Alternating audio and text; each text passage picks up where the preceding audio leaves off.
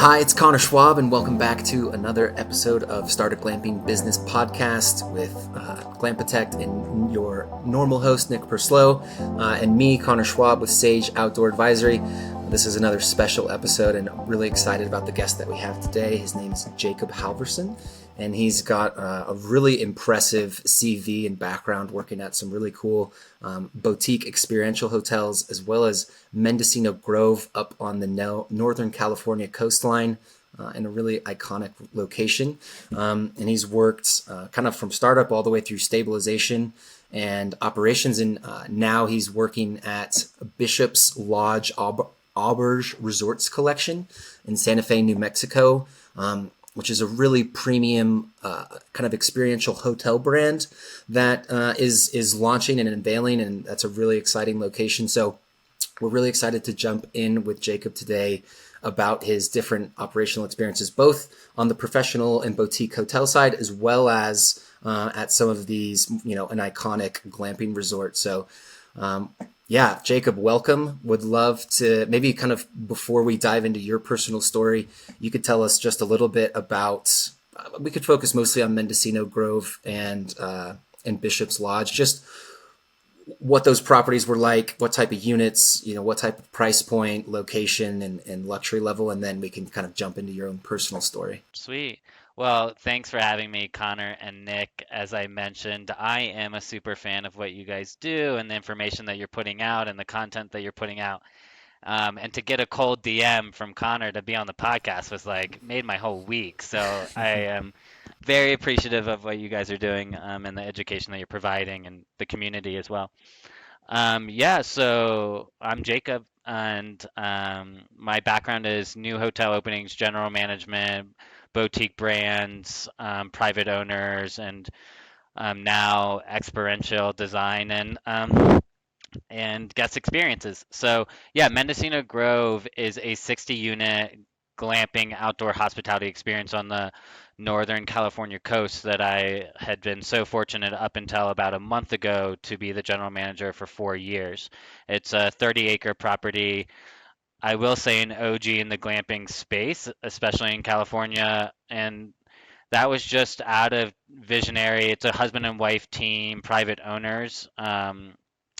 And they saw this piece of land and they saw the potential, and it was a defunct pitch your own tent campground that was ready to be resurrected, and they really went for it. So that was really exciting to see kind of the fruits of that labor. So the brand is 9 years old at Mendocino Grove. This will be their ninth season, I believe. So I came in right in the middle at their fourth season and was able to really take it from a stable place to an excellent place, and that was my tenure there. Really great community. It helps when your location is already in a sense of place that has outdoor front of mind, and recreation being a really important part of the lifestyle in Mendocino. So that would be the first hot tip. Don't try to force an outdoor recreation hospitality experience in a location where it's just not the vibe and not the fit. So step one. My hometown back in the UK has just literally been today, just not voted, but it was decided that it is the worst place to visit in the whole of the UK. So um, tip number two is maybe don't start a glamping business in my hometown. Maybe Yeah. let's stick to California. Yeah, totally. Yeah, no, and I'm also I'm a licensed real estate with Sotheby's International Realty out of California. So like I have like this full cycle relationship with like value proposition and overlaying, performas. And yeah, just in any business, you win when you buy and not when you sell. So it's just like that's where all the money is made, especially from a real estate perspective. So yeah, a little bit of Mendocino Grove and what we did there. During that time, we added significant food and beverage, built a commercial kitchen, espresso bar. So we really created departments and standard operating procedures. And obviously, watching guests stay year after year and just like every year have something new to like really wrap their heart and brain around is like, well, it was a home run for that team. Yeah. Awesome. And can you tell us a little bit more about Bishop's and the larger Auberge collection? Yeah, so Auberge Resorts Oh, collection in general, we are focused on experience and how not only aesthetically, but what we're asking our guests to engage in our weekly programming or our signature experiences that each resort has, but we are speaking to the sense of the place, the soul of the place, as we would like to say. So each property has its own soul, and specifically here at Bishop's Lodge, Auberge Resort Collection in Santa Fe, New Mexico, it's the art of adventure and the adventure of art. So we're at this really interesting nexus of history, art, and hospitality, and that's kind of the world that I've been living in the last 4 weeks. So yeah, I just started April 15th.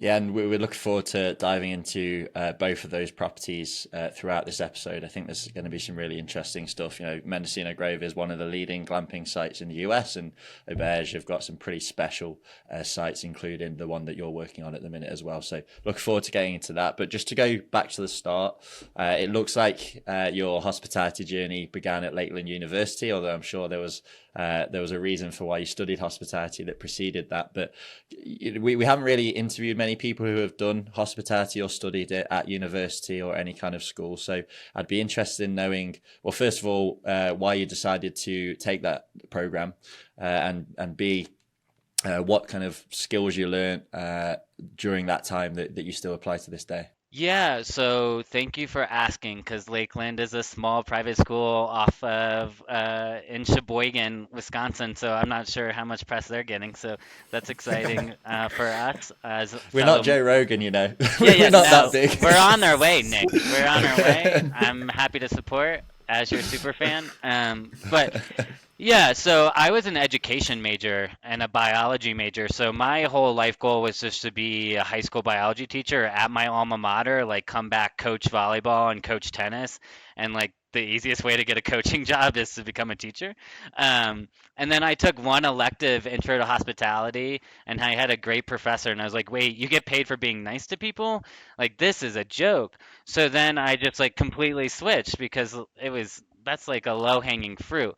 And I was like already a server at IHOP. I love serving pancakes. I always like joke to everybody if it all hit the fan, like I could go make pancake money if I needed to. So, um, yeah, like it's just like once I found out that like folks have a career around this, it just wasn't in my like universe, I just didn't know that that possibility was there. So I had a great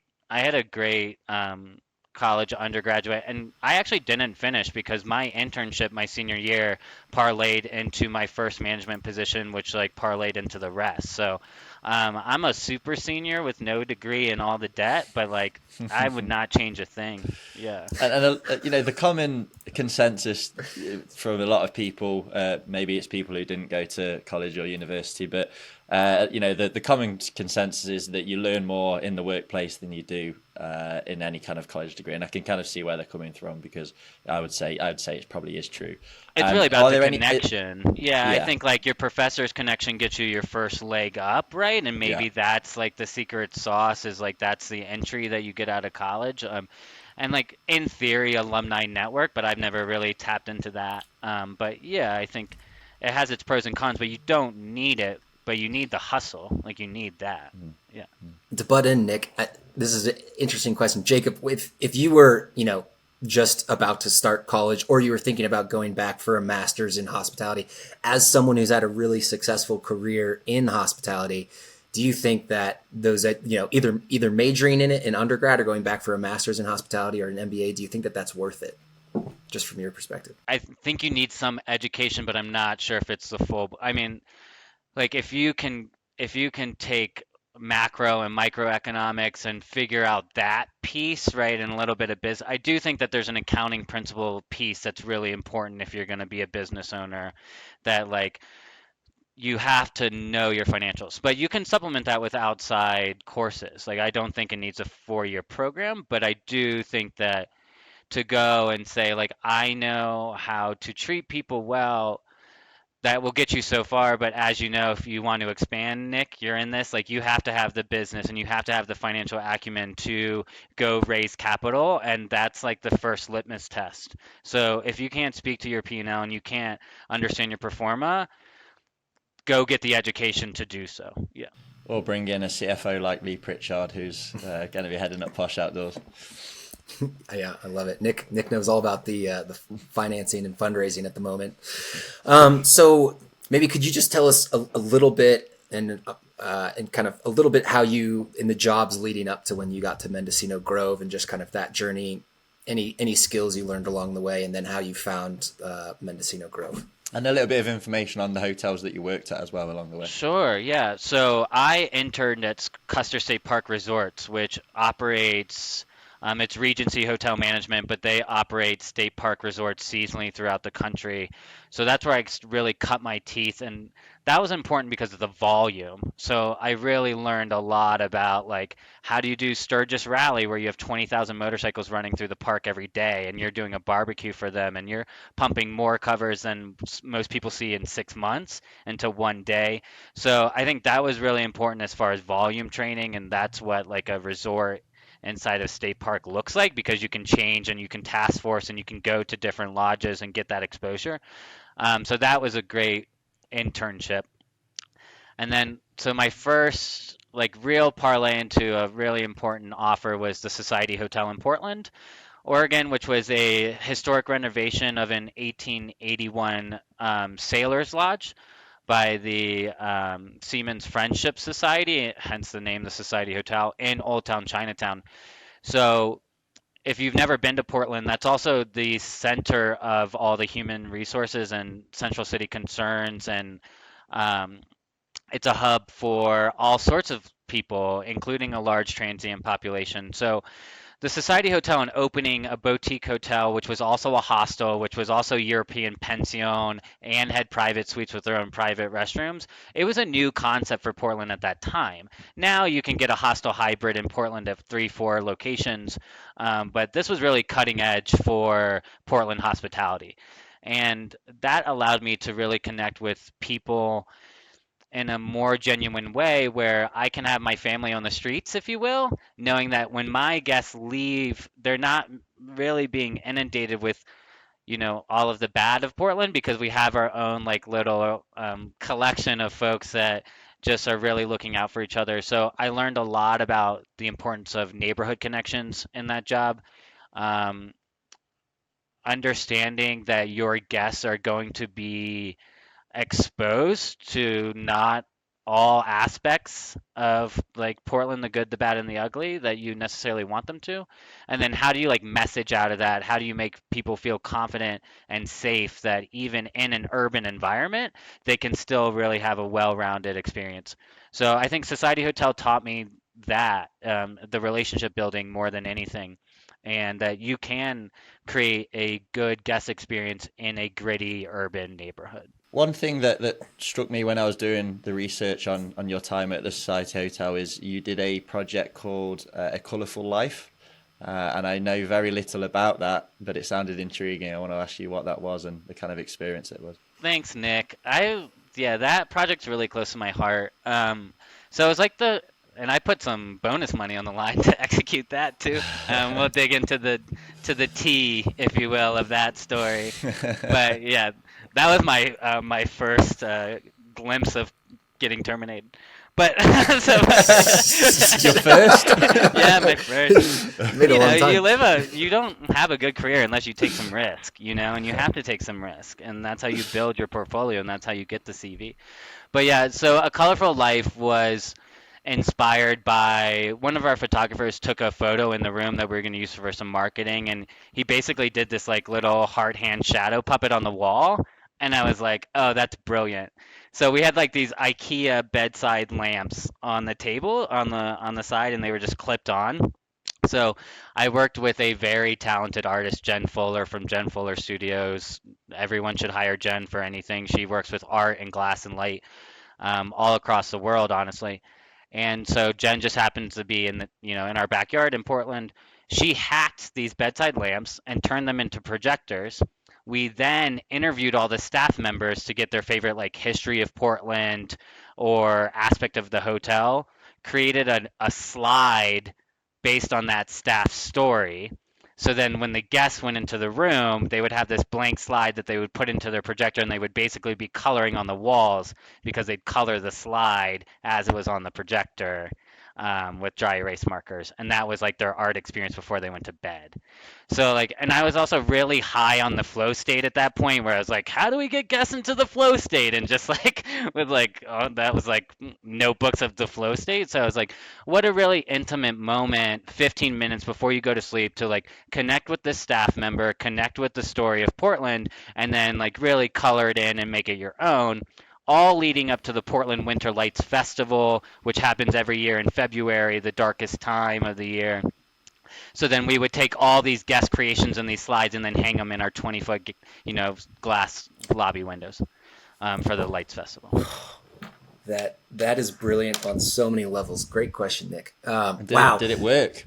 It worked. Yeah. No, it worked. Yeah. So the T is like, there was a cost for the artist, right? And I knew that I had some end of the year bonus money so I was like, the cost is X, which I said very late in the project pitch, like, the project was going. But I said, but I'll cover it with my bonus, right? And then whatever room revenue return we get of above and beyond this bonus coverage, we can split 50-50. So yeah, I mean, it worked. It covered its costs. I still got a little takeaway at the end of the year, but like then this like project lives in forever on, and other podcasts. And yeah, it was really sweet. And I thought it was just such a home run, and Jen executed it. Like I get goosebumps thinking about how perfect it was executed. Like it's one thing to just like dream of something, right? Like we all have these like shower thoughts and dreams. It's another thing to execute, and that thing was dialed. And it's just like for any of the listeners, like take notes. There's so many layers of lessons in here. And one is, like be an entrepreneur and put your own bonus money on the line to like do something special and add it to your CV. And I'm sure you talked about that when you were interviewing with, it's the only reason I got brand. This job. Yeah, totally. Yeah. And you're connecting connecting and engaging the staff, which is great. People almost never do that. In this meaningful of a way. You're connecting to the city and the history. You're connecting to a local artist. And then, like you said, you're putting the guests in flow state and doing something that they wouldn't normally do. And it's like, those guests have never done that before and probably will never do that at another hotel again. I definitely copped the slides. Like I took 3. They're like, they just like travel around with me. And like, just like, I would never, yeah, it's really special. And any time you can check all those boxes and make it meaningful, it's like, it's a home run. And the other thing, I would say as well is it's thinking outside the box. To put a glamping slant of it, we can all do some more packages. We can all do champagne and chocolate packages for honeymoon couples, and that's good. It can add to the experience. It can generate more revenue, but it's not exactly hugely creative. So I'm interested to know how those ideas come about and whether you had any similar ideas, similarly creative ideas across the rest of your career without wishing to jump the gun. Oh, just totally to interrupt. I want to interrupt because I just remembered something. I just had the chance to go down to the Sandy Van's new manufacturing facility and headquarters down in San Diego, which is a company I helped start. And we just got we got Sandy Van's coloring books. So it's like 30 pages of like a Sandy Van's in the desert and in the forest and like at the beach. And we have one in the bathroom now, so people can color when they're in the bathroom. Or like anytime we have a customer that has like families and kids, we give them that book, and the kids like can color and color in the Sandy Van's book in the book. So that's actually some interesting parallels. But sorry, go ahead. No, it's okay. It's all about the art. I think the biggest takeaway from that project is that was, you can recognize when projects like work in a way that's special. And that taught me that like when you choose your partnerships and your vendors, it should be easy. And if you feel like you're swimming upstream, that's not the partner for you. And that's just like follow your gut instinct. So I think, the takeaway for the listeners and viewers are just like, these partnerships should be easy. And if they're not, then it's not the right partnership. And that doesn't matter if you're raising money, working with artists, if you're giving permission to be the location for something, right? Say like Jeep comes in, Ford comes in, they want to do a photo shoot, and you'll know right away, like, sure, revenue's important, but the trade-off should be very clear on like the guest experience versus the revenue, and it's is the partnership working. So that was the takeaway from that. Jen Fuller was like, I knew right away she was a partner because like everything was like, I don't know yet, but we're gonna figure it out, right? And that's an okay response. And that's also like medicine or Society Hotels also where like that ownership team gave me a lot of grace, a lot of autonomy for like a kid that was fresh out of hospitality management and didn't even graduate, right? Like I took that job when I was 22 and I was like I had no right to be the GM of a brand new hotel opening in Portland with the press at 22. But that was just like trust. So like I think that's another takeaway. And if you don't know, just say I don't know and give yourself the grace to do that. So And speaking of Mendocino Grove, the Glamp ground in California, how did you get that job at 22? yeah, so that job I was got later. That was the Society Hotel job I got That's very no. early. But yeah, to transition to Mendocino Grove. So after a couple other stints, I was the project manager for a resort renovation on the Oregon coast. So that was post Society Hotel at Hallmark Resort. Um, and then I came south to California to open the Thatcher Hotel, which is also in Mendocino County, but it's like 18 rooms, $700 ADR, small but pool, great little quiet wine town. But all this was kind of leading to when I saw Mendocino Grove, read the description. I had never been in the outdoor hospitality space.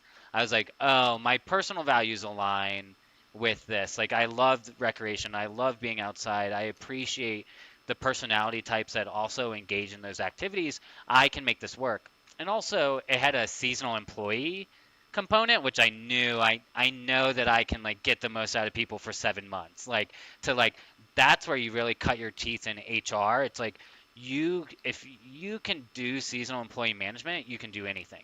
So coming from a seasonal employee background, that's where I got my start in my internship. Like that was really exciting to me to like carry that legacy forward, to get college students in-house, to get interns and summer employees to show like you can. I was looking for conversions. I was looking for little Jacobs and Jackies out in the world, that could like make it happen.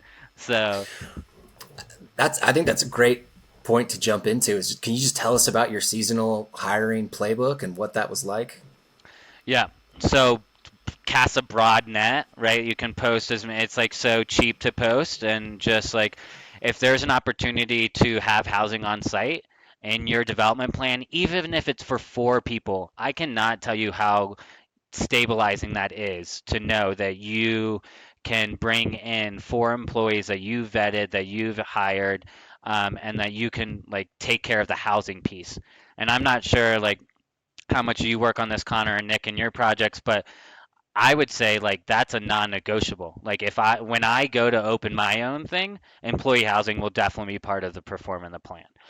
So we worked a lot with colleges, reaching out to those recruiters, and then also robust referral programs, right? If you had an employee that you really liked seasonally from last year, there was a cash incentive to come back and then also bring your best friend, because then you have that baked in friendship and relationship. So I think it all goes to the sauce. But make sure that you've got referral incentives as part of your human resourcing just in general, and then secure the employee housing piece. And then you basically like you're answering all the questions for the folks that are vetting, because seasonal employees have a lot of options. Like also don't come in and thinking you're the best option, because there's plenty of employees that I've fallen in love with that have taken other jobs. And how many staff were there at Mendocino Grove?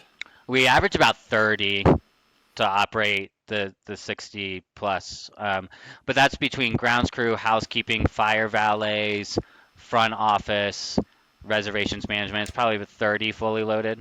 And that is what months? Is that 7 months of the year or three To months of the May year? through November. When I started Mendocino Grove, November was like maybe, and like so like weekends only. And I pushed hard with not a lot of pushback, but I was like, no, if you're going to do it, do it. Like weekends only in 1 month is confusing. So like the staff is there, you've already in routine. By the end of a season, you're like just like flowing. So why like shorten it? Like you can be creative with business decline and watching the labor, or just budget for it. Just budget for a loss. Imagine that. Like that is okay. Like as if it's budgeted and you've got it, like it's okay. We didn't lose though. But yeah, it was but I think it's important to create a program and stick to it. And if that means your availability dates, just don't change it.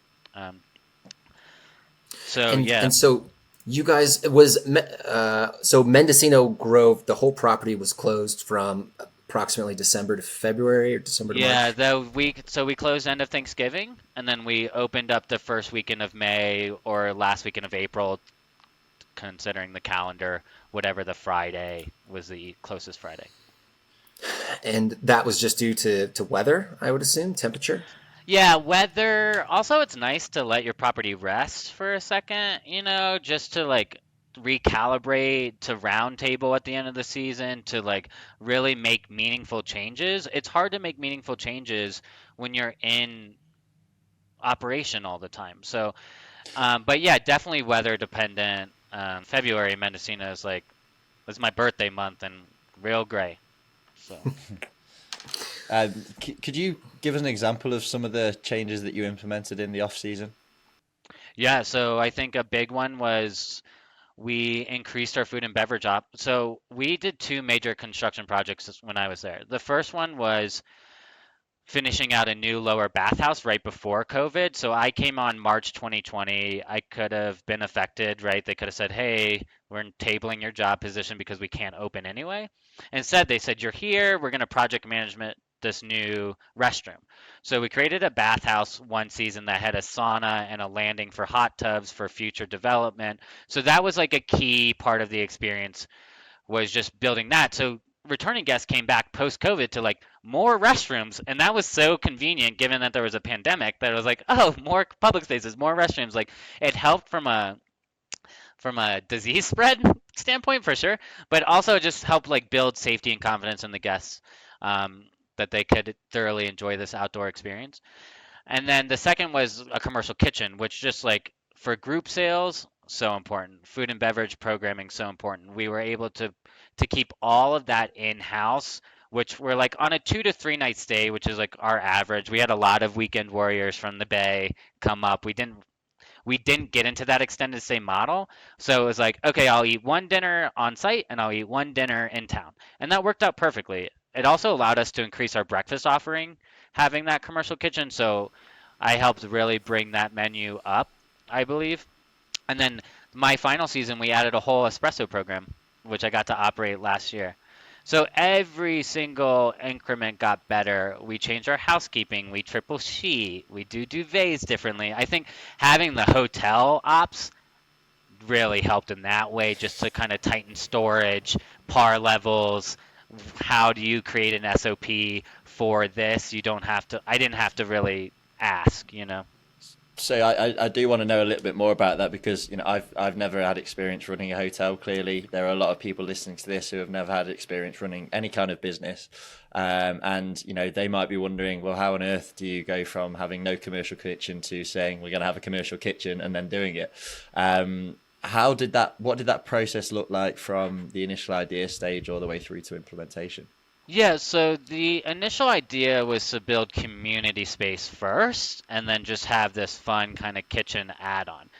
Once you start into food and beverage, it is like a rabbit hole, and you have to like keep telling yourself, I'm not a restaurant, I'm not a restaurant, but you're like doing all the things a restaurant does. So like you can say that out loud as many times as you want, but you still have like front of the house and back of the house and ordering and vendor management in that way. So it was really to give a hot food option for our guests and to just make the sense of place of Mendocino Grove more all encompassing, without being an all-inclusive resort. So we really walk that line, and we talk about that line of resort and campground. And I think what's the glory of Mendocino Grove is it has defined that for many brands to come, and they know what to add and what not to add. So the fact that we have a fire valet, right, where someone just will come and light your fire for you, deliver firewood, yeah, every campground should have that amenity. That's a no-brainer now because you have guests that aren't comfortable around fire but want that's a key part and a key element to a camping experience. And if you can't deliver on fire, then that's number one for me. But back to the food and beverage, you have to just piece it out, like put yourself in the guest shoes and be like, what would I want if I'm on the other side of the table, or what would I like if I'm giving this service, or does this feel good to me from a guest perspective, and then just make it work on the ownership side. um, but the staffing is generally, you can also combine a lot of positions in a glamping or outdoor hospitality experience. So before I left the Grove, I had pitched that our front desk actually are the baristas first. And they'll start their shift as the barista and then end it for their day-to-day, their camp store operations. So that was, I took out 2 FTE equivalents just in that one little slight change. So don't be afraid to adjust as you kind of observe as well. Hello. Hope you're enjoying the episode. This is just a quick reminder that if you want to invest in a glamping business led by industry professionals, you now can through our brand new startup, Posh Outdoors. We're rolling out glamping revenue shares across the US and Canada, starting in the stunning Rocky Mountain region with our first 20-unit project, Skyridge Glamping.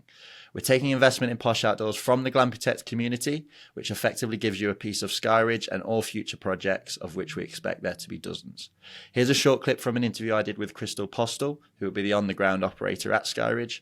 The episode will continue after the clip, but if you'd like to learn more about investing in Skyridge and Posh Outdoors, just email nick@glampitect.com. Enjoy. What we learned in New Brunswick, we wanted to copy that, and that was indeed, again, finding a location when you get there that you get goosebumps. And so far, everybody that goes to the sighting, the Kananaskis, everybody is just blown away.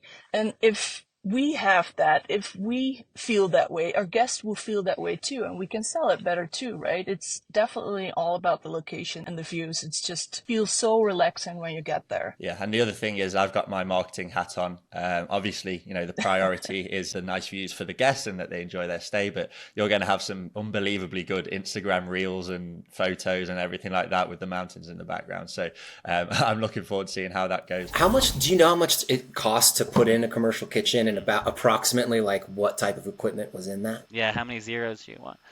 No. Yeah. So I would say it's about, let's call it $700 a square foot.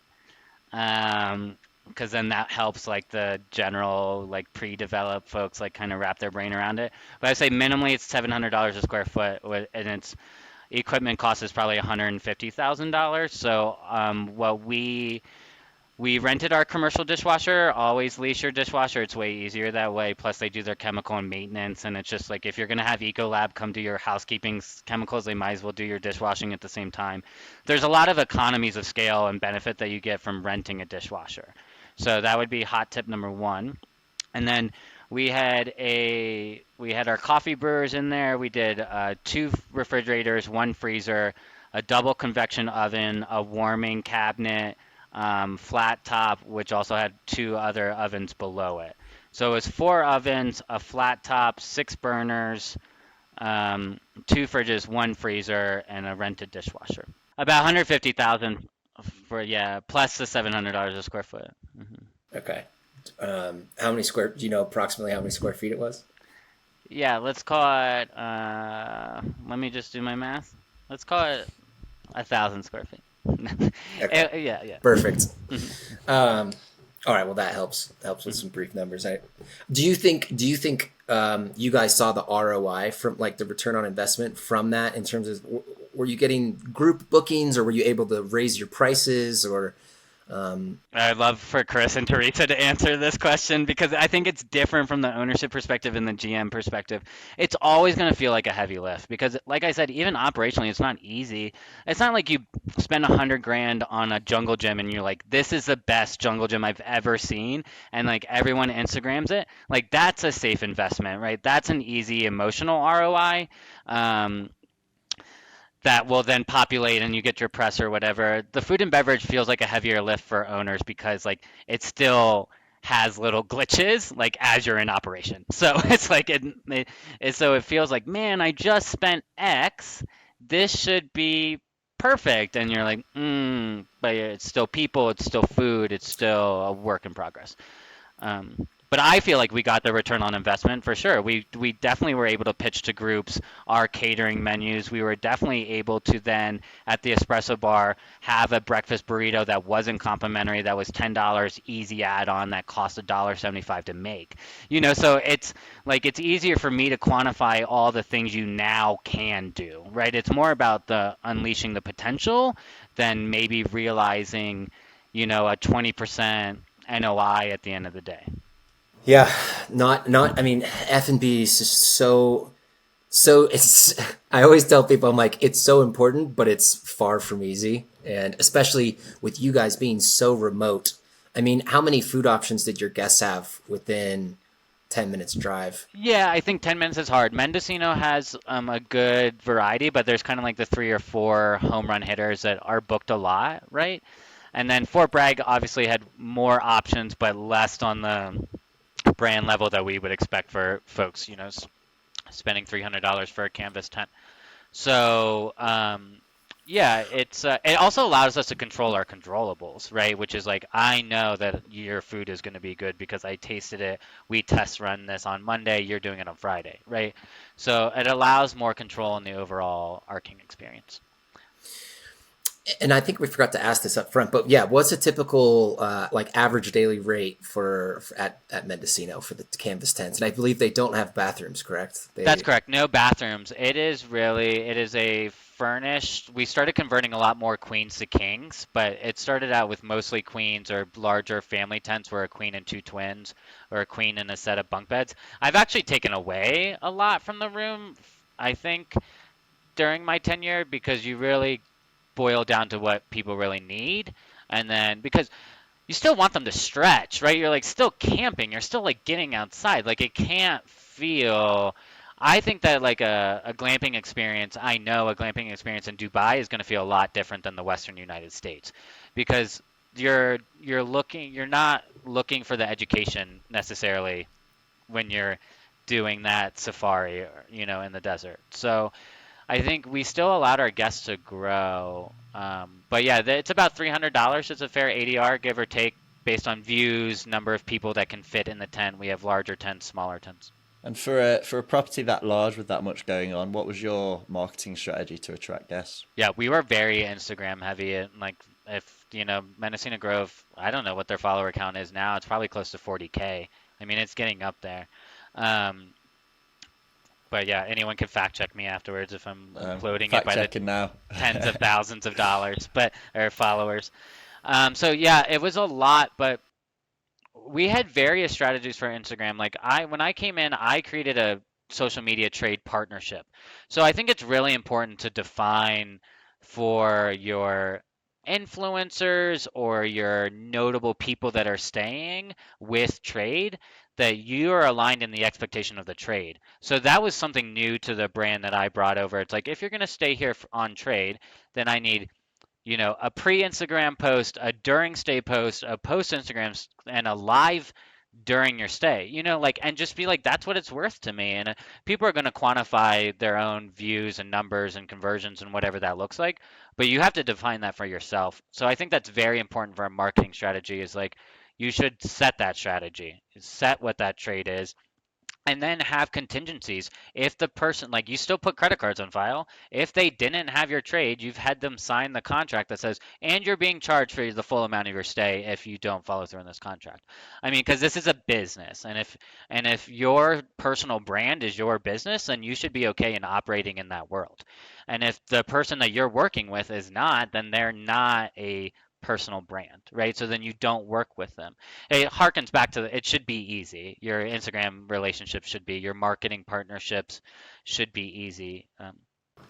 God, so much, so much gold in there. Go ahead, Nick. 55,800 Instagram wow, followers. I'm so glad I underestimated. that I love that. I love the specifics of that. So thank you. And I think that is super important. How much of you guys were reaching out to influencers versus them finding you?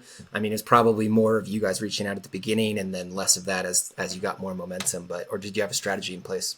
I think we had a little bit of like, so a lot of it was organic internal traffic inputs coming to us.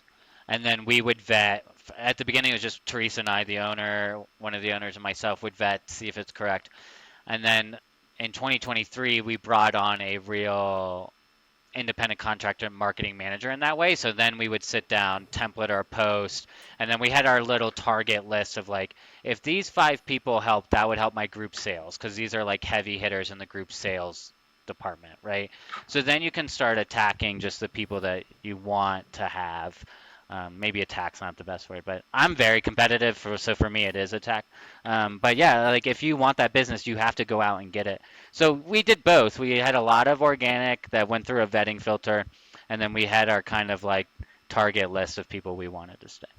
Were you guys were you guys doing much ad spend, and whether social media ads or no, it's just all organic? Mostly organic, not a lot of ad spend, and the ad spend that we did was just basically local sponsorships to say like, yes, we'll give back. So like, some farmers magazines in the area, special events maybe got like a little Facebook nudge and an event around it. But yeah, on any individual project at Mendocino Grove, we did not spend more than $300 on an ad spend, and that's even just marketing for like Fall Festival, right? Which we started throwing for the last 2 years. Hip Camp drove that partnership. So Hip Camp's like, hey, we want to do something. You don't have pitch your own tent sites and you're not marketing on our website. I'm like, you want to do something great. You can help us fill this Fall Festival weekend. We will open it up on your OTA. So they saw the value in that partnership. They saw the value of having the #1 privately owned campground, according to Yelp, rated, Nat Geo's top 10 in the United States. Like they knew that was a valuable partnership. So we used HipCamp a lot on the special events. Was there 60 safari tent units on the property when you arrived, or did you guys grow into that? That was there when I was arrived. Yeah.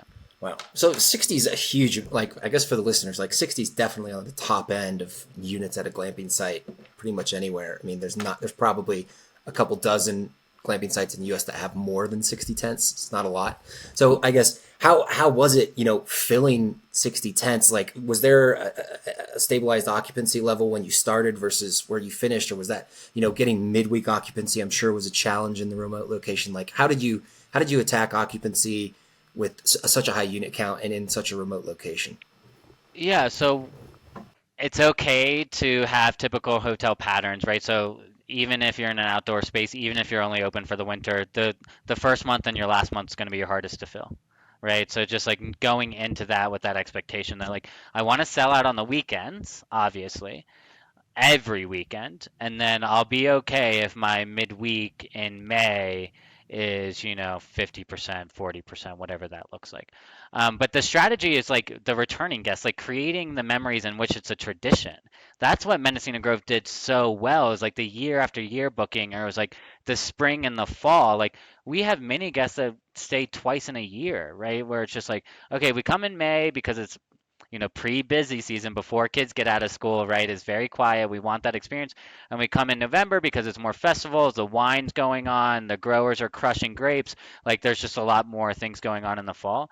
But I think why Mendocino Grove was so successful, because it was at a occupancy and an NOI position, is because they created traditions. And we were we didn't spam our guests, but we were connected, right? We reached out to them once a month via email just to say what's happening, or just to get on Instagram Live, just to say hello, just to put my face in front of people.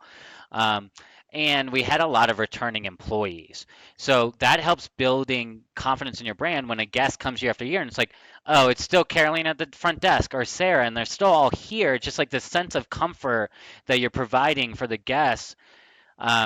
We'll see what happens. I hope the best for Mendocino Grove, but we'll see how much part of Jacob was part of what that looked like, and how much was Mendocino Grove. But yeah, it's a magical place, but we really focus on like capturing those traditions, reaching out to people on birthdays and anniversaries, and like marking those special events. And our top guests got direct email marketing. If you were a top 50 guest, you got your perks. You got those discounts via a separate email. So like, don't ignore subsections of your guest profiles. Like if you see like there's like here's a list of people that haven't been here in 3 years, ping those lists with a different message than the folks that come 3 times a year. Like you have to diversify your marketing. So I guess maybe from a marketing standpoint, like tracking those subsections of your guest profiles and knowing your guests inherently will help your marketing in the future. I think that's. I mean, there's a lot in there. I think this episode might warrant repeat listening. Connor, did you have any other questions on Mendocino Grove before we finish off with Auberge? The only question I'd ask on Mendocino Grove is, I guess, if you imagine you were starting fresh on that land today, there was no development, there was nothing built, and you were in charge, and you had whatever a couple $1,000,000 to spend to get it off the ground. Like what would you do the same, and what would you do differently? They got a lot right. I mean, they got a lot right at the beginning. What would I do differently? I probably, just from a guess, I probably wouldn't have put in bunk beds ever. And so we did bunk beds for like the first year, and then the second year I was like, and the ownership team was super supportive. I can get it. If you're a family of 6 and you've got 4 kids, like the bunk beds is a perfect unit type, and that's a lot of like camping is larger families. But our guests can afford to get 2 tents for one. Quick upsell there. The more beds, the less tents are being bought. And then also, it's just like for housekeeping, it was hell. It's like climbing and banging your knuckles, and it was just like, what is going on here? So, yeah, I wouldn't have done bunk beds, but Mendocino Grove was a slow burn, right? It started with 5 tents in a corner, then it went to 10, then it went to 15. It's not, they didn't drop 60 and like clear cut trees. It was like very much like, oh, this looks like a landing. Let's put a tent here, and we'll do 5 more next year, and we'll do. So by the time it got to me, it was organically like placed across the property. It wasn't like a predisposed this a unit's going here, a unit's going here. So I think that really benefited that team, especially not coming from a hospitality background, because they didn't. They weren't the hoteliers. They didn't have other campgrounds. Mm-hmm. Oh, I've got another question, Nick. Sorry. Go on. Jacob, what's your opinion on a canvas-based unit, like a safari tent, versus something that's, hard wall, whether it's like, a mirror cabin or an A-frame? I know you've worked with both, obviously. I love them both. Yeah. I think I love a canvas tent, though. It just like harkens back to something that's just a little bit more primitive, a little bit more organic. I mean, we've customized is hell a cuss word? We have customized. You swear away. I was like, are you allowed to cuss on this podcast? Is hell even a cuss word? We customized the hell out of those Davis tents. So that's like, right. It's a biblical word.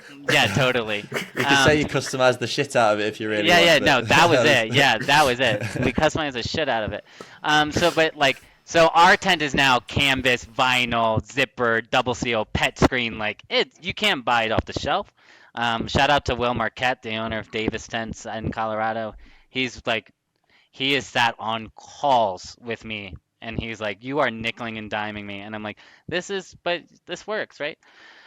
So yeah, I like a canvas tent. I understand that outdoor hospitality will have walls and will have mirrored glass, and I think all of those projects are cool. The pods are cool.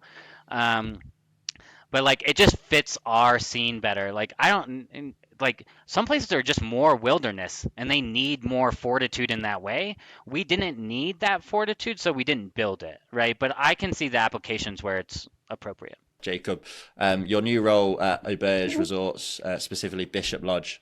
Auberge are, I mean, you can tell us a little bit more about them, but they seem to be the ultra luxury level of hospitality, which seems to be, a bit of a step up, say, from a Mendocino Grove. So I'm interested in knowing, first of all, a little bit more about that property and what you're doing and the kind of experiences you guys look to create. Yeah, thanks, Nick. Auberge Resorts collection is a premium experience-driven properties in beautiful places and also accessible places as well, urban environments, country environments.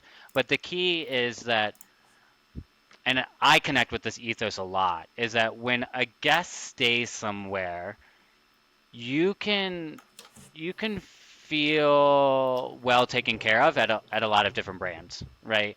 And but do you actually like are you living and breathing and sleeping in a space that really represents the soul of where you're staying? So, and that's what Auberge Resorts collection does so well, and specifically Bishop's Lodge Auberge Resorts collection is like this is the epitome of Santa Fe. Like this is Southwestern architecture. This is the food. This is the adventures. They all speak to each other, and it's a conversation, not just in a beautiful hotel room in a beautiful place, but it's like, no, we're connecting the local people on these adventure experiences.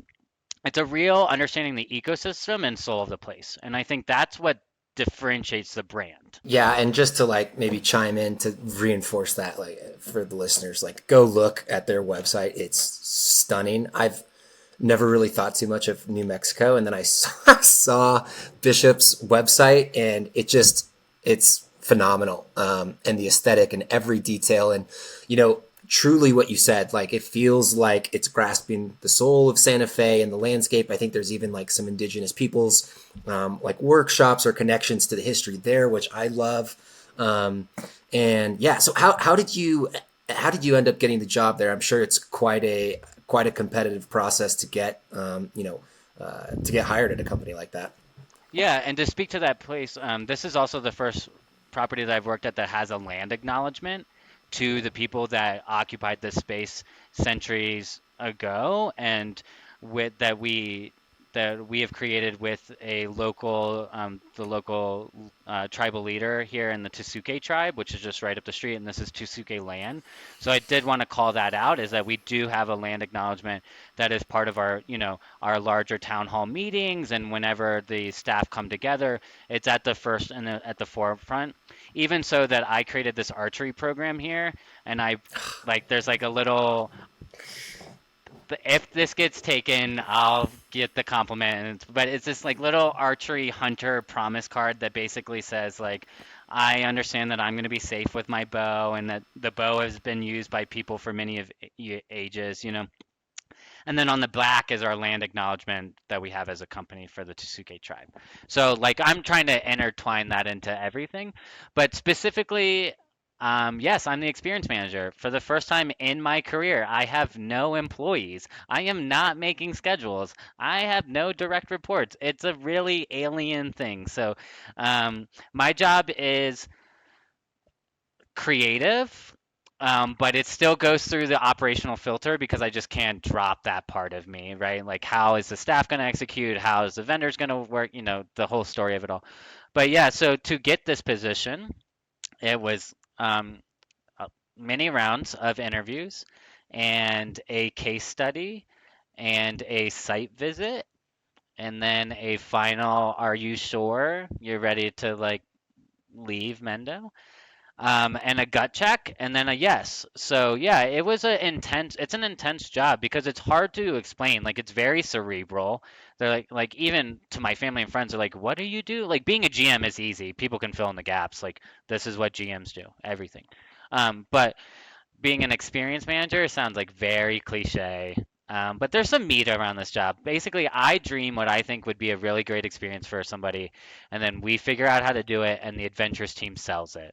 And that's kind of the flow of like the experience manager at Auberge Resorts Collections. And each property has their own, or some have a couple properties under their umbrella. Go ahead. I'm back, by the way. Everyone, my guy didn't pick up. I'm interested in knowing what kind of questions the guys in the interview were asking you. For presumably they had a lot of applications, and it was a pretty rigorous process. So what kind of questions were they asking for, and what kind of things were they looking for from the role that you're doing? I think, a key part of this position is the project management piece. So questions revolved around, how do you stay organized? How do you communicate change orders? How do you approach contingency plans? So it was a lot of like, you're going to get a lot of inputs and you're responsible for the only output because you're the only one in this department. So like, how do you organize your thoughts and how would you communicate with other departments? So a lot of project management based questions in that way. Um, However, the case study was all creative. It was like, here's the brief, choose two out of these three, goals, and then create programming that speaks to the goals. So, um, yeah, one like was like create an experience for a group, a corporate group, right? One was like, how would you do this weekly programming, or what's different about reception? So that was it. And then I spent many, many, many, many hours on Canva creating this beautiful pitch deck. And I literally just went to the Auberge website and copied every single aesthetic choice so that when they opened up my deck, they did not know if they were looking at an Auberge branded document or like Jacob Halverson's experience pitch deck, right?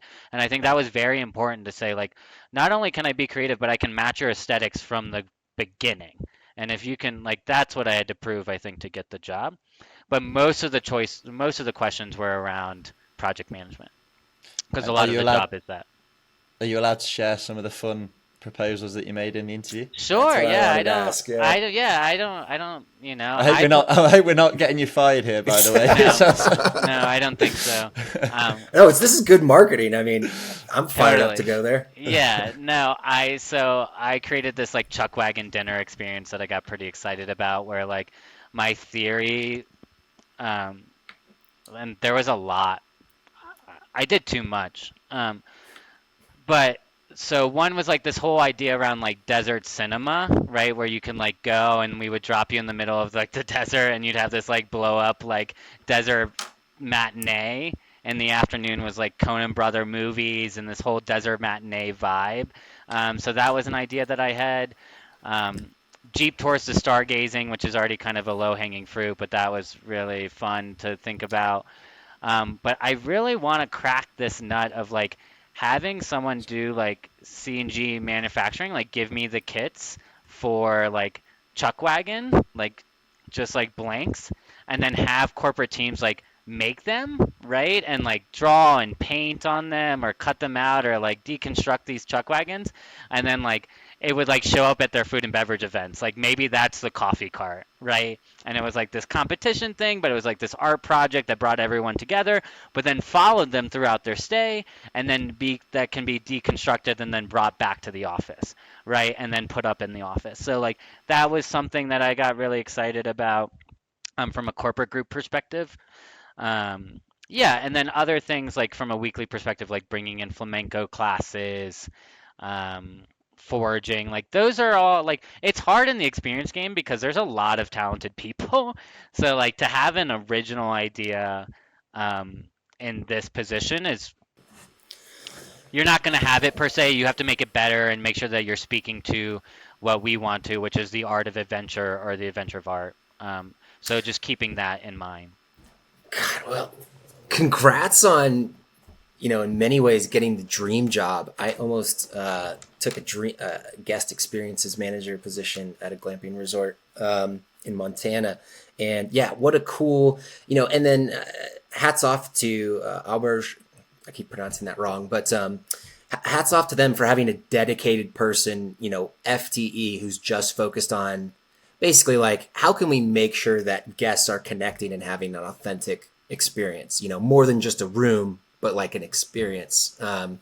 And Yeah, what a and cool that's opportunity. unique to the brand, right? So if you think of other players in luxury resorts, a few come to mind, right? And they all like so so let's say like Ritz-Carlton is really good at personalization, right? Like they dig deep and they know everything about you and then like something from your 15 years ago will pop up in your room, right? So like that's cool. That's not our brand. Like obviously if there's opportunities for us to do that, we're going to take those opportunities, but we're not training in that way, right?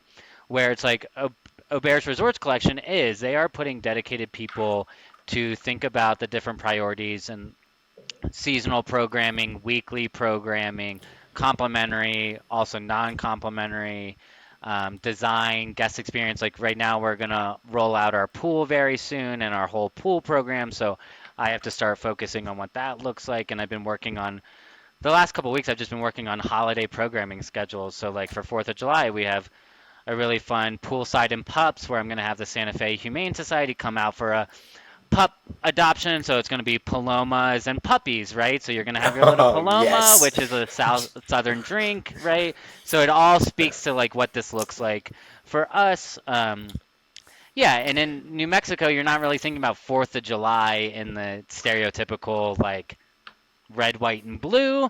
There's a lot more culture. There's a lot more sensitivity. So like, it's really interesting for me is just like, how do you not just bang someone over the head with red, white, and blue? Like, can you like Santa Fe is a melting pot of indigenous peoples, Spanish people, Mexican people, and it's just like artists. It's a lot. You know, it's a lot of different considerations that you need to actually take into account. Yeah. Gosh, I love it. Palomas and puppies. My girlfriend would lose her mind. We Palomas might and have to. puppies for 4th of July at Bishop's Lodge Auberge Resort Collection poolside. Yeah. So that's what I've been focusing on is holiday programming. I love it. And what, I guess maybe, what's a typical nightly price at Bishop's, just to like, Sure, yeah. I as a think our measuring stick? starting will be upper sixes. But you know, we have different discounts, New Mexico resident discounts, you know. That's So cool. And I guess in your first, I know you've only been there for 4 weeks, but I guess, is there anything that's really jumped out at you of like, hey, big differences from the glamping world to this, boutique luxury hotel or resort experience?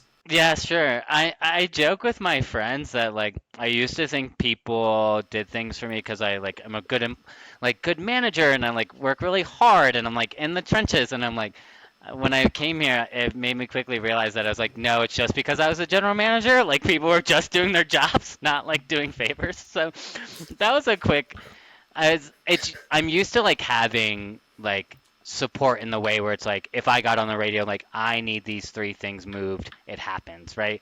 So now I have to kind of like navigate that this is a larger property and a lot of going on and you know the departments are getting called upon from many different people, not just myself, but their own jobs and their own tasks. So I think that's a big change from working in a private ownership standpoint. It's just like when you're the GM of a private property, and that's been my whole career, right? Thatcher, Society, Mendocino Grove, all private owners. And then you go to a larger property with a real structure and organization chart, you have to find your way in that and how do you execute. Um, Neither bad or good. It was just like my first light bulb moment. I was like, oh, gotcha. So just like relationship building in a different way, not because you're the general manager, but because like your colleagues trust and believe in what you're doing is will be successful. So I still have to earn my stripes on that a little bit. Yeah. And here's a question. Do you have aspirations to open your own property someday? You know, I'm always got one eye open. Yeah. I mean, I've penciled out a couple different properties, right? And I've spent very sleepless nights and like driven my partner like crazy on how many business plans that I've like taken to like, and now this is ready for seed. And I've done that like twice on hospitality and once on a separate business. So I get joy from that exhaustive practice. So far, it's been enough for me, but eventually a project will come by that is so inspiring that takes up so much of my emotional energy that I will have to say, let me go find the first 500,000, right? And then go find it. But I've learned a lot about fundraising from my previous employers and my mentors and, you know, the folks at Mendocino Grove. So, Did you fundraise for some of your past projects? Like you were actually going out and raising capital, picking um, up the phone? not any projects that I actually like brought to that level. Like I on my last project I was very like so I looked at a burnt down campground in south of Crater Lake in southern Oregon like way early in my career. But I took that all the way to pitch deck, financials, the whole nines and like many Excel sheets proving my math.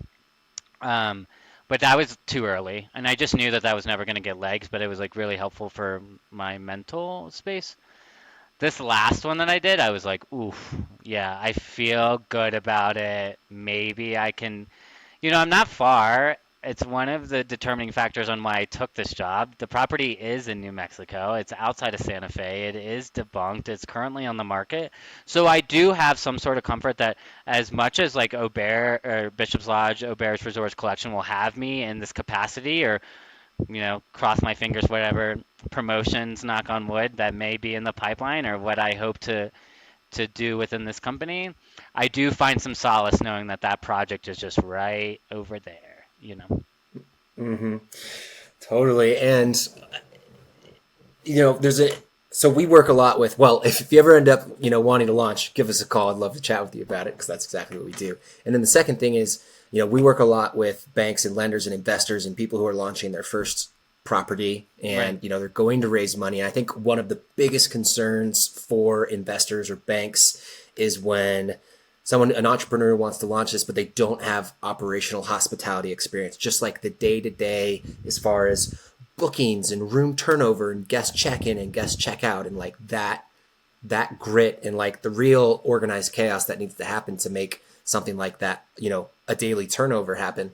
And I was just curious, what if you had advice or recommendations for like listeners, where it's like, hey, maybe go work at a hotel or a glamping resort, for 1 to 2 years before you start your own thing. I guess, do you have any thoughts or insights on, or would you advise that to an entrepreneur?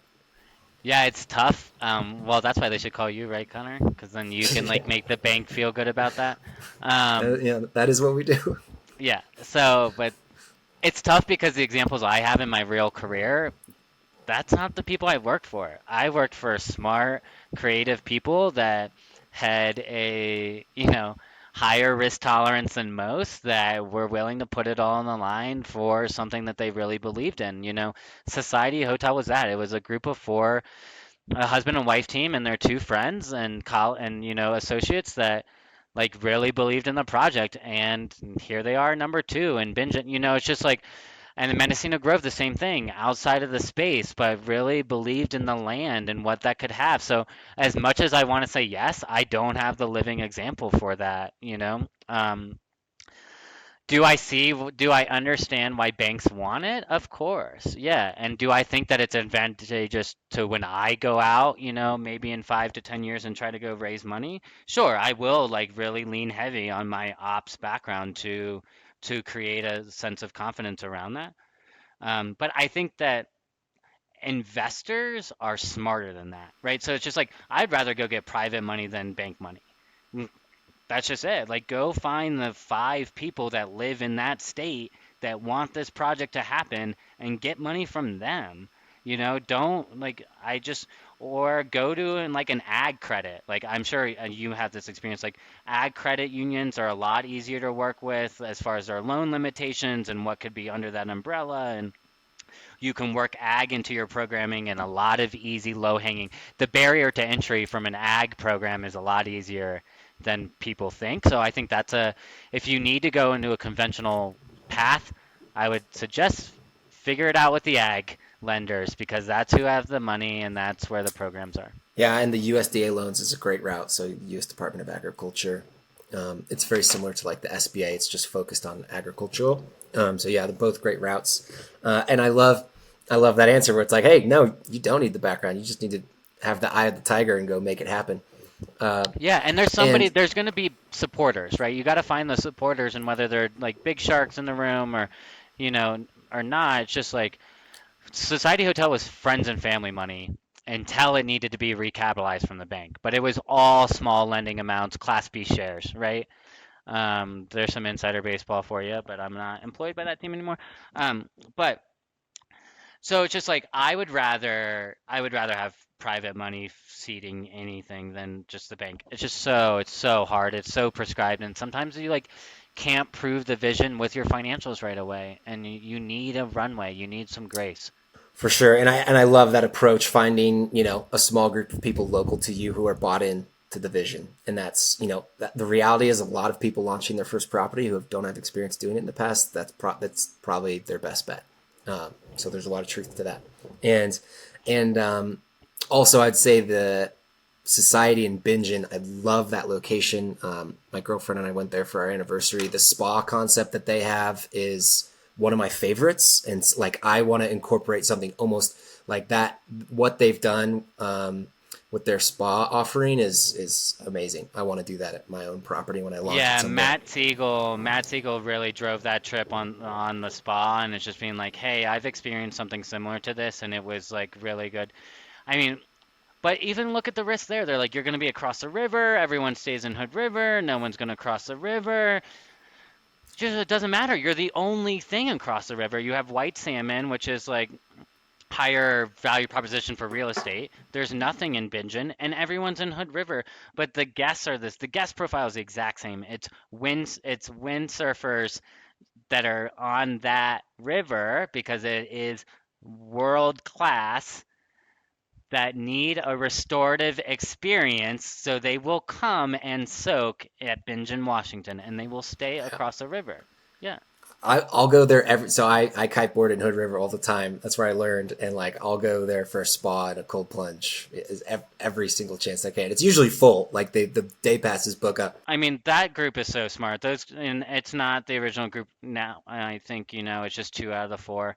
But yeah, they went for it, and they were smart, and they trusted their intuition, and they trusted their intuition with me. And, um, so I think like that's another piece of it. Like you have to believe and you have to listen to the voice inside your head that says this will work. All right. Nick's gonna just smack me because we're going so far over an hour, and usually it's like, I want to keep it under an hour, but this has been so good. I've got maybe one last really interesting question for you Sure. that I have a chat about with our clients all the time. Do you have a preference if you were going to launch or open your own property versus if you're catering specifically to families or romantic couples or, young professionals or even like, the younger generation? Like, is there a demographic that you would choose? Do you think there's a risk of trying to be all things for all people versus choosing one? And because it sounds like you've had experience with all of them. Sure. It's a great question, Connor. I have not thought about it. Obviously, I think about guest profiles a lot. I have not thought about if I have a preference or not, or who I would currently market to. Let me think. There's advantages and disadvantages to all of those guest profiles that you just listed. But I don't think you have to be the everything for everyone.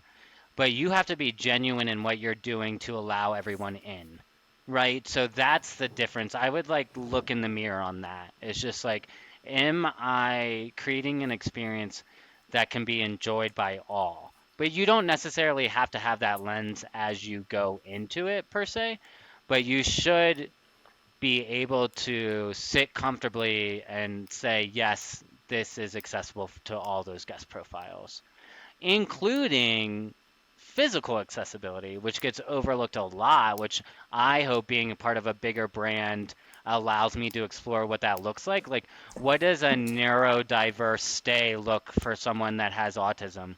Like, how does that get a specialized experience? What does a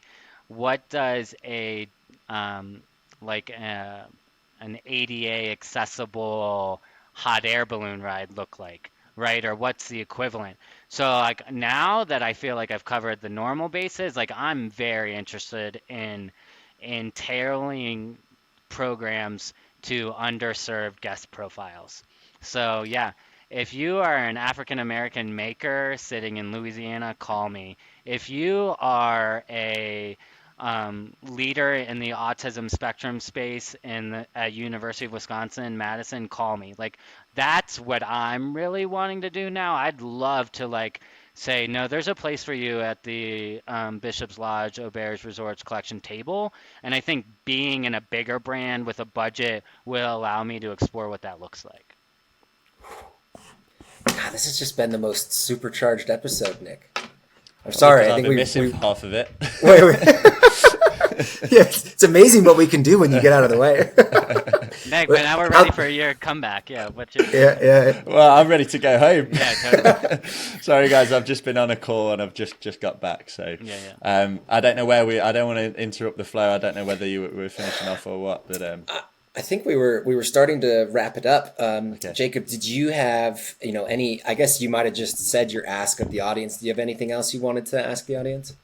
I think just like don't limit your own personal capabilities, and also like as someone who got a really um, pivotal role very early in my career, like if there is someone that you believe in that maybe doesn't have the CV that you were looking for, but you have like something speaking to you about that person, like that's the person, you know? So my whole career has been built on people believing in me individually, and then I have given it all to their businesses. So I'm really fortunate in that way. So I'm asking the new entrepreneurs and the new go-getters and even somebody who may be listening to this podcast for a refresh, like just because they're young doesn't mean that they won't give you every single thing and try to be the sponge and learn. So I'm very fortunate to the owners of the Society Hotel, the CEO of Hallmark Inn and Resorts,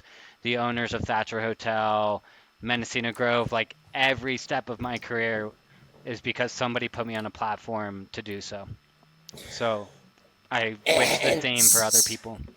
and you have such a badass resume, like truly. And I think anyone who's listening to this, all your advice and opinions carry so much weight, because I think there's few people in the outdoor or the experiential or boutique hotel or glamping resort who've had as much operational experience and breadth as yourself at such reputable brands. So yeah, just such a treat. There's so many good golden nuggets in today's call. I think we might have to have you back for another episode. My takeaway for Nick is I have a really great full-time equivalent like FTE labor sheet that I would love to share with you. So I'll just email you like this labor costing sheet, which is like super helpful. Connor, you probably have something similar in your deck, but I love sharing in that way. I've been creating the personal black book on these spreadsheets that I built. So anybody can reach out to me, and I'm open source. Yeah. What is the? Go ahead, Nick. There you go. I was going to say, what's the best way for someone to contact you? Email? I What's think your email? LinkedIn. Just message me on LinkedIn. Yeah. Yeah, Jacob Halverson on LinkedIn. Jacob, it's been an absolute pleasure. I know I've missed half of it, but I think that was absolutely great. As I said, that it may well be worth a couple of listens for people listening to this, because there's so many nuggets, as Connor was referring to. So Connor, it was your guest. You've done the work. I'll let you close off, but Jacob, thank you. Yeah, such a pleasure. I'm so fired up. Yeah, I'm just kind of recapping in my mind all the tidbits in here, and so. I think the guests are going to really appreciate it. So Jacob, we really appreciate all the work that you're doing. I can't wait to someday come out to Bishop. I've never been to New Mexico, so someday I'm going to come out there and give you a call. Come check it out, because the property looks stunning. So keep up the great work, and I can't wait to see what you're doing in the next couple of years. Thanks, guys. I only push because of you, and I feel like I need to keep up with the Joneses. And every time I look at Nick's LinkedIn or look at Connor's LinkedIn, I look at myself in the mirror and cry and be like, that should be you. But yeah, no, I'm very grateful for the interview. Thank you so much, gentlemen.